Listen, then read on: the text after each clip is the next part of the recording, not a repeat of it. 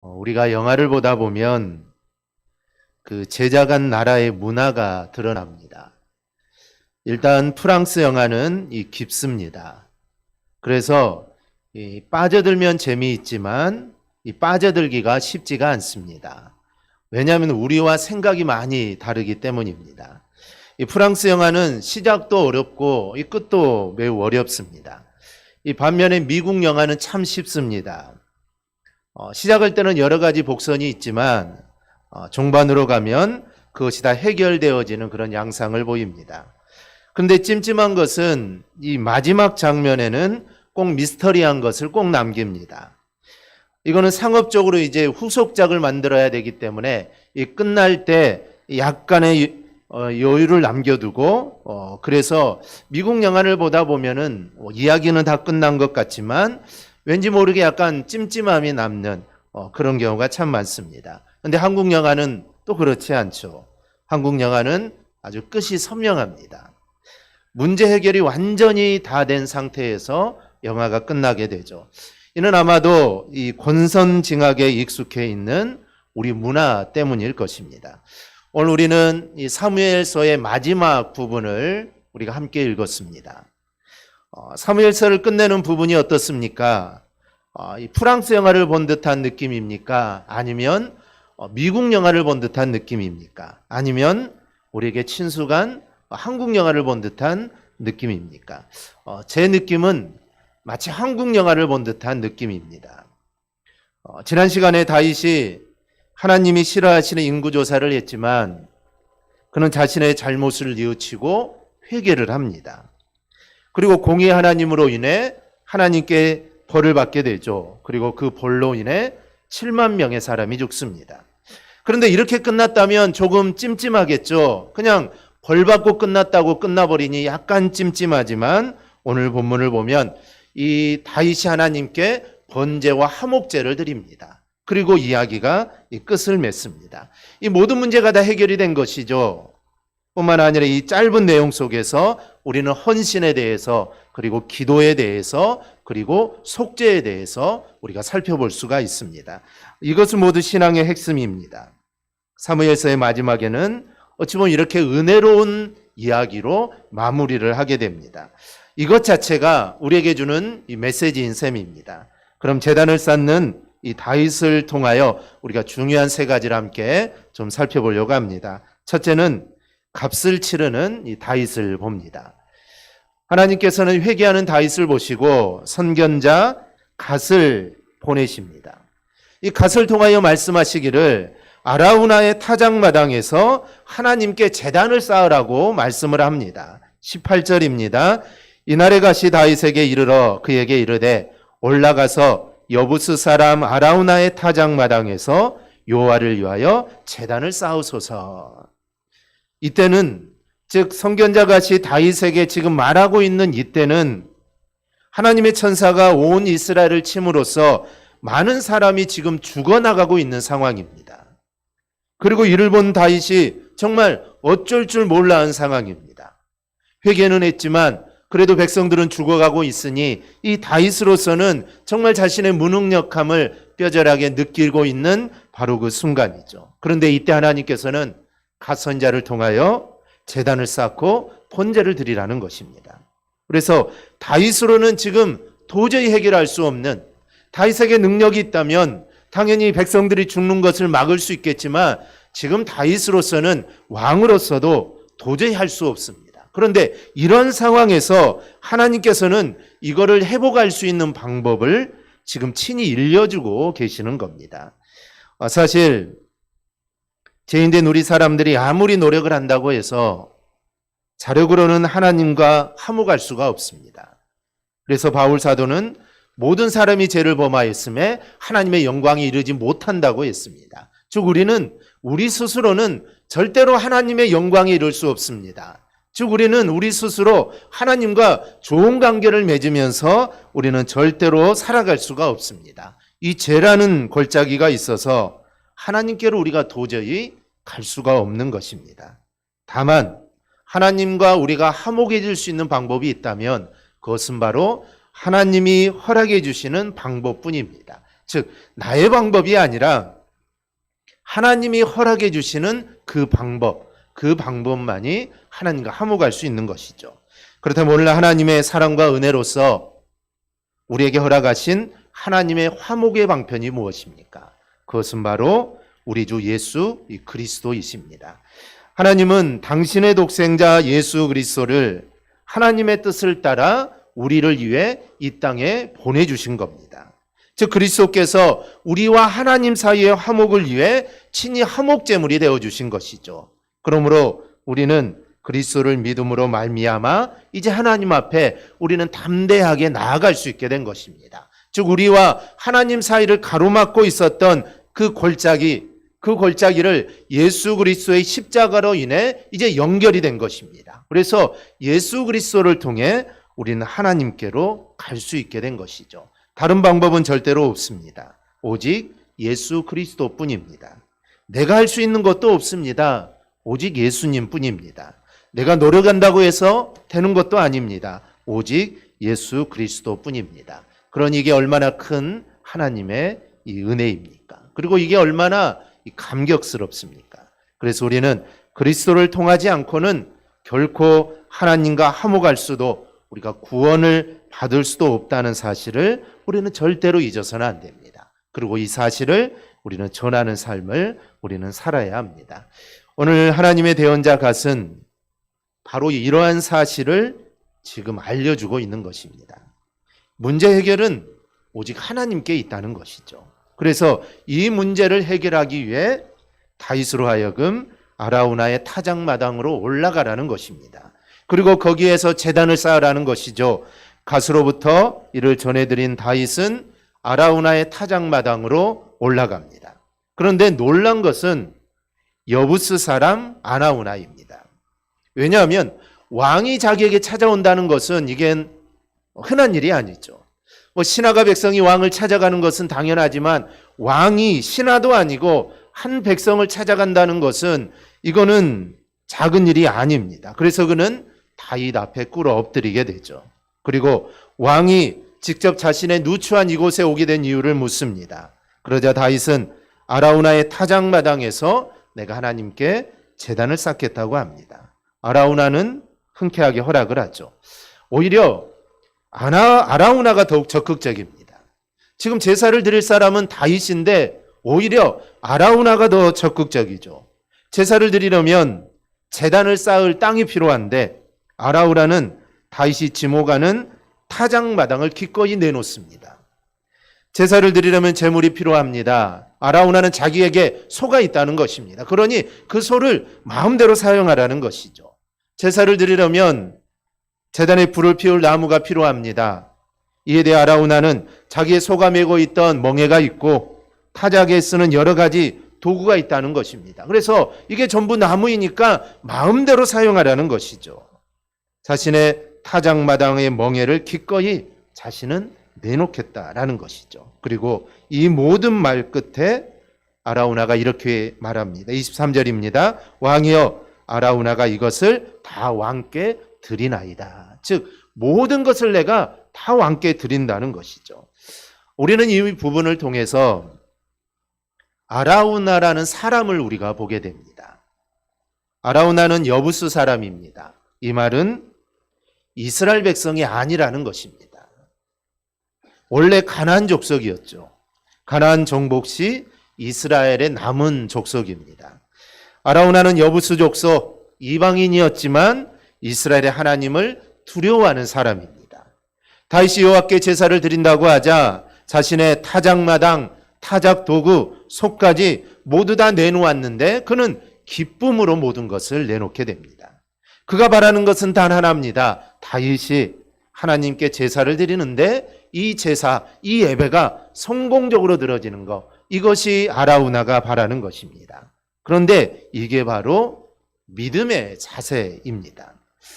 그런데 그가 가진 이 타작마당, 타작도구, 소는 사실 그에게는 전부입니다.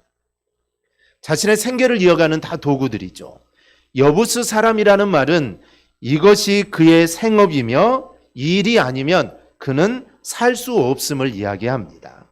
왜냐하면 여부수 족속이 이스라엘에 남을 때 그들은 물을 깃고 나무 패는 자로 남게 했기 때문입니다. 그런데 아라우나는 이런 자신의 전부가 되는 것들을 다윗의 제사에 기쁜 마음으로 내놓고 있는 것입니다. 우리는 여기서 진정한 헌신을 우리가 보게 됩니다. 본문에서 아라우나는 그 어떤 반대급부를 바라지 않았습니다. 다윗이 여호와께 제사를 드리고자 하는 일이 그저 온전히 이루어지기를 바라는 마음뿐이죠. 그 일에 자신의 모든 것들을 다 내놓은 겁니다. 여러분, 헌신은 바로 이런 것입니다. 하나님의 일에 자신을 온전하게 내놓는 것이 바로 이 헌신입니다. 하나님 앞에 헌신해야 한다는 것은 우리에게도 주어진 과제입니다. 믿는 자라면 당연히 그래야 합니다. 그렇다면 우리의 헌신은 어떠한지 우리가 돌아봐야 합니다. 우리의 헌신이 종종 계산적일 때가 있습니다. 하나님, 제가 이렇게 헌신했는데 왜 일들이 이렇게 풀리지 않을까요? 내가 하나님 앞에 이렇게 헌신하고 있는데 왜 내 일이 이렇게 꼬이고 잘 되지 않을까요? 우리는 이렇게 할 때가 있습니다. 헌신은 한다고 하지만 아무것도 나는 바라지 않고 하나님께 헌신한다고 하지만 종종 헌신하는 조건으로 뭔가를 이루고 싶어 합니다. 즉, 무언가를 이루어지기를 우리는 그래도 기대하고 있죠. 내가 이 정도 헌신했다면 이 정도는 하나님이 이루어지겠지, 이런 기대를 우리는 합니다. 이렇게 우리의 헌신이라는 게 이해타산을 따지는 경우가 있기 때문입니다. 하지만 본문에 나오는 아라우나는 전혀 그렇지 않았습니다. 그는 온전히 자신을 헌신하여 다윗의 제사가 여호와께 들어지기를 바랄 뿐입니다.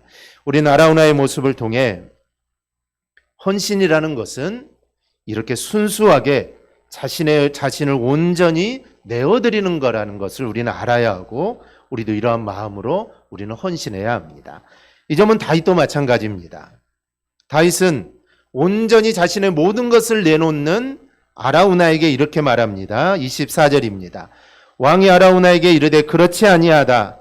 내가 값을 주고 내게서 살이라. 값없이는 내 하나님 여호와께 번제를 드리지 아니하리라. 다윗은 공짜로 값없이는 나는 여호와께 번제를 드리지 않겠다는 것입니다. 마땅히 내가 치러야 할 것을 치르고 내가 번제를 드리겠다는 것이죠. 그리고 말한 그대로 은 50세겔로 그 모든 것을 삽니다. 전부 제값을 쳐주죠. 헐값에 사서 제사를 드린 것이 아닙니다. 다윗도 다른 사람에게 기대지 않았다는 것이죠. 자신이 치러야 할 부분은 분명하게 치렀습니다. 이렇게 아라우나도 다윗도 헌신하는데 자신 것을 온전하게 드린 것입니다. 우리가 하나님 앞에 무엇을 한다고 할 때 우리 자신의 것을 내가 제대로 드리고 있는지 내 자신을 우리는 돌아봐야 합니다. 내가 드려야 할 시간, 또 내가 드려야 할 노력, 아니면 내가 드려야 할 무언가를 내가 제대로 드리면서 헌신하고 있는가를 생각해야 합니다. 하나님 앞에서 우리가 아무것도 내놓지 않으면서 헌신한다고 우리는 절대로 착각해서는 안 됩니다. 마땅히 드려야 할 것을 드리는 자가 이 제대로 헌신하는 자입니다. 이런 과정 없이 무언가를 해내는 게 헌신이 아니라는 것을 우리는 알아야 합니다. 이렇게 자신들이 내놓아야 할 것들을 실제로 내놓는 것을 우리 하나님은 정말 기쁘게 받으시는 겁니다. 후일에 이 아라우나의 타작마당이 무엇이 되었는지 아십니까? 이 아라우나의 타작마당이 바로 성전의 자리가 됩니다. 역대하 3장 1절에 보면 이런 말이 있습니다. 솔로몬이 예루살렘 모리아 산에 여호와의 전 건축하기를 시작하니 그곳은 전에 여호와께서 그의 아버지 다윗에게 나타나신 곳이요 여부스 사람 오르난의 타작마당에 다윗이 정한 곳이라. 여기 보면은 여부스 사람 오르난의 타작마당이라고 나옵니다. 다윗이 성전 지을 자리를 정한 곳이 바로 이곳이고, 그리고 솔로몬이 그곳에 성전을 짓기 시작합니다. 역대하에 나오는 오르난이 바로 아라우나입니다. 오르난은 히브리식 이름이고 아라우나는 여부스식 이름입니다. 그래서 이 둘은 동일 인물이죠. 이렇게 아라우나의 전적인 헌신, 그리고 동일한 다윗의 전적인 헌신이 이루어진 땅이 바로 후일에 솔로몬의 성전이 지어진 곳이 됩니다. 아라우나는 자신의 타작마당이 후일에 성전이 되는 놀라운 축복을 바로 받았던 것입니다. 하지만 이것은 그의 머릿속에 계산된 바가 아닙니다. 내가 이렇게 헌신했으니 하나님이 무언가를 해주겠지 이런 게 아니라 다윗 또한 그런 마음이 아니었습니다. 다윗 역시 그런 아라우나의 헌신과 자신의 헌신을 합쳐서 이 땅을 성전 부지가 되게 하였던 것입니다. 하나님께 헌신할 때 우리는 마땅히 들어야 할 우리의 몫에 인색에서는 절대로 안 됩니다. 마땅한 것을 드리는 자세를 우리는 가져야 합니다. 그리고 그것을 드릴 때 또 무언가를 우리가 바라서도 안 됩니다. 바라지 않아도 하나님께서는 가장 좋은 곳으로 채워주시는 것입니다. 외아들까지 정말 독생자까지 나를 위해 주신 하나님께서 어찌 주시지 않겠습니까? 반드시 하나님은 갚아주십니다. 이 헌신, 우리의 봉사, 충성은 공짜가 없습니다. 하나님은 무엇이 들어온지 반드시 갚아주십니다. 그것이 나를 위한 것일 수도 있고 아니면 교회를 위한 것일 수도 있습니다. 하나님께서 기억하시고 반드시 채워주시는 것입니다. 이 두 번째로 기도를 들으시는 하나님을 우리는 보게 됩니다. 25절을 보겠습니다. 그곳에서 여호와를 위하여 제단을 쌓고 번제와 화목제를 드렸더니 이에 여호와께서 그 땅을 위한 기도를 들으심에 이스라엘에게 내리는 재앙이 그쳤더라. 이 말씀에서 우리가 주목해야 될 것은 이에 여호와께서 그 땅을 위한 기도를 들으심에라는 말씀입니다. 이는 다윗이 갓을 통하여 들은 하나님의 말씀을 그대로 이행했다는 것을 의미합니다. 다윗은 제단을 쌓고 번제와 화목제를 드렸는데 이는 여호와께서 이스라엘에게 내리시는 전염병을 그치게 해달라는 간절한 다윗의 기도를 담은 이 제사였습니다. 즉, 이 제사는 다윗의 기도인 것입니다. 그냥 무작정 하나님이 제사를 드리라고 해서 번제를 드리라고 해서 그냥 번제를 드린 것이 아니라 이 번제는 다윗의 기도였습니다. 번제를 드리면서 다윗은 하나님 이스라엘을 긍휼히 여겨주시사 이 전염병을 물러가게 해달라는 다윗의 기도가 이 제사에 들어가 있는 것입니다. 자신의 죄를 회개하는 것과 아울러 자신의 죄 때문에 고통당하는 백성들을 긍휼히 여겨달라는 다윗의 기도였던 것입니다. 그런데 본문은 하나님께서 그런 다윗의 기도를 들어주셨다라고 합니다. 그의 기도에 응답하셔서 이 재앙이 이제 완전하게 멈추게 하십니다. 우리는 하나님께서 성도의 기도에 귀를 기울이신다는 점을 우리는 알아야 합니다. 우리가 기도하다 보면 갖게 되는 생각이 있습니다. 이 기도를 과연 하나님께서 들으실까라는 생각입니다. 자신이 기도하는 게 이루어질지 잘 모를 때 이런 생각을 합니다. 일종의 의심이죠. 즉 의심하면서 기도를 합니다. 이렇게 우리는 기분에 의해서 좌우되는 모습이 있습니다. 즉 어떨 때는 기도하면서 확신을 가지고 기도할 때도 있지만 또 어떨 때는 의심을 가지고 기도할 때도 있습니다. 그런데 우리가 알아야 할 것은 성도의 기도는 하나도 땅에 떨어지지 않는다라는 점입니다. 요한계시록을 보면 요한이 환상 중에 천사들을 보는데 그 천사들이 금으로 된 향로를 가지고 그 안에는 향이 가득 담겨져 있습니다. 이 향의 연기가 하나님께 상달이 됩니다. 그런데 요한이 본 그 향연은 바로 성도들의 기도다라고 말을 합니다. 즉 기도가 하나님께로 올라가는 모습을 표현한 것이죠. 성도들이 기도하는 것을 천사들이 다 받아서 하나님께 올리는 것입니다. 땅에 떨어지는 기도는 하나도 없습니다. 창세기에서 야곱이 본 환상도 동일합니다. 그가 베델에서 돌베개를 베고 잠을 잘 때 환상 중에 천사들이 사닥다리를 오르락 내리락 합니다. 이것이 무엇입니까? 야곱이 들은 기도를 상징하는 겁니다. 야곱은 겁이 났습니다. 왜냐하면 하나님이 함께 하시는 아버지 이삭을 떠났으니 이제 하나님이 나와는 함께하지 않을 것 같았습니다. 아버지 밑에 있을 때는 아버지와 함께하는 그 하나님이 자기에게도 함께한다는 느낌이 들었는데 이제 그 아버지를 떠났으니 하나님이 나와 함께하지 않겠구나라는 생각을 들었던 것이죠. 그래서 기도한 것입니다. 그런데 하나님께서는 야곱의 기도를 하나도 땅에 떨어뜨리지 않으시고 다 들으십니다. 그래서 환상 중에 약속을 하죠. 너를 내가 지켜주겠다. 야곱에게 허락한 것이 다 이룰 때까지 내가 너를 떠나지 않겠다. 그리고 온전히 다시 너를 이곳으로 돌아오게 해주겠다라고 하나님은 약속을 하십니다. 야곱은 하나님이 자기 아버지의 기도만 들으신 줄 알았습니다. 하나님이 함께 하시는 아버지의 기도, 그 기도를 하나님이 들은 줄 알았는데 근데 아니었습니다. 어디에 있든지 어떤 상황이든지 그 기도를 하나님은 다 들어주신다는 것이죠. 그래서 그곳 이름을 베델, 곧 하나님의 집이다라고 이렇게 바꾼 것입니다. 하나님은 어디서나 성도의 기도를 들어주시는 겁니다. 여러분, 하나님은 성도의 기도를 절대로 외면하지 않습니다. 하나도 땅에 떨어지지 않습니다. 다 들으시고 반드시 응답해 주십니다. 그런데 그 응답이 내 생각과 다르다는 것이 문제죠. 하나님은 응답해 주셨는데 나는 아니라는 겁니다. 하나님이 이미 내가 너 응답해 줬다라고 하는데 나는 아니다라고 하면서 계속 기도하죠. 하나님은 응답해 주시지 않았는데 나는 응답을 받았다고 합니다. 그러면서 기도를 멈춰버립니다.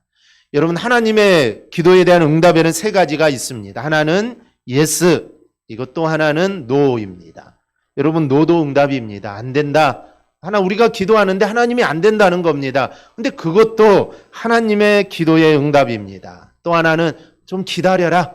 지금은 때가 아니니 좀 더 기다리라라는 것이죠. 그런데 이 세 가지 모두가 기도의 응답입니다. 우리는 예스만 하나님의 응답이라고 생각을 하죠. 내가 기도하는 거 하나님이 그 기도를 들어줘야만 내가 기도 응답을 받았다라고 생각을 합니다. 노나 기다리라는 것은 응답받았지 않았다라고 생각을 합니다. 그런데 이 모든 것들이 기도의 응답이라고 생각한다면 기도는 절대로 땅에 떨어지지 않습니다. 내 방법으로가 아니라 반드시 하나님의 방법으로 이게 응답이 됩니다. 그러므로 기도하다가 낙심하지 말라는 겁니다. 기도하다가 포기하지 말라는 것이죠. 기도의 응답을 믿고 기도하라는 것입니다. 왜냐하면 기도는 100% 응답되기 때문입니다. 그래서 그 응답하는 기도에 목숨을 걸고 우리가 나아갈 수 있기를 바랍니다. 마지막으로 다윗이 드린 제사를 살펴보겠습니다. 25절을 보면 다윗이 아라우나의 타작마당에서 제단을 쌓고 드린 제사는 번제와 화목제입니다. 번제는 제물을 완전히 태워서 드리는 제사입니다. 여러 제사가 사실 번제의 형식을 다 취합니다. 다윗은 속죄제로 번제를 드린 것입니다. 속죄제라는 것은 내 죄를 용서해 달라는 것이죠. 그거를 번제로 드린 것입니다. 자신이 지은 죄를 제사를 통하여 다시 분명하게 하나님께 아뢰는 것이죠. 이 속죄제는 예수 그리스도의 십자가를 상징합니다. 하나님께서는 다윗으로 하여금 번제를 드리게 하심으로 문제 해결의 열쇠가 어디에 있는가를 지금 보여주는 것입니다. 구약 시대에는 이 죄에 대한 해결을 제물을 통해서 했습니다. 제물로 드려진 소는 무엇을 상징할까요? 이거는 이중적입니다. 먼저는 다윗 자신을 상징합니다. 제물을 드리기 전에 그 제물에게 안수를 하죠. 이것은 제물이 자기 대신 죽는 것을 의미합니다. 내가 죽어야 되지만 내가 죽으면 어떻게 되겠습니까? 그러니 내가 죄를 지을 때 대신해서 동물이 나를 대신해서 죽는 것입니다. 비록 소가 죽지만 사실은 그 자리에서 내가 죽는 것을 의미합니다.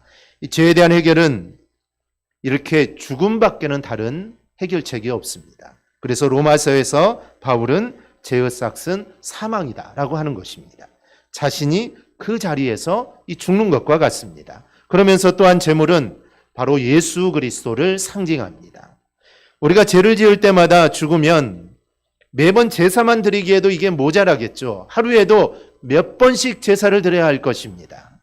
제물은 영원한 속죄를 할 수가 없다라는 것이죠. 그래서 예수 그리스도, 이 속죄는 예수 그리스도를 상징하는 것입니다. 제물은 영원한 속죄를 단번에 이루실 예수 그리스도를 상징합니다. 즉 예수님께서 죄지은 자를 대신해서 영원한 속죄제를 드리는 것을 의미합니다. 다윗이 드린 또 하나의 제사가 화목제입니다. 화목제는 하나님께서 용서하셨음을 확신하면서 기쁨으로 드리는 제사입니다. 속죄제는 하나님 내 죄를 용서해 주옵소서, 내 죄가 이런 죄가 있습니다, 하나님 용서해 주옵소서라고 드리는 제가 속죄제로 드리는 번제고, 화목제는 하나님께 제사를 드림으로 이제 내 죄가 용서받았음을 확신하고 이제 기쁨으로 하나님께 드리는 제사입니다. 그래서 화목제의 제물은 제사를 드리는 사람과 함께 나누어 먹습니다.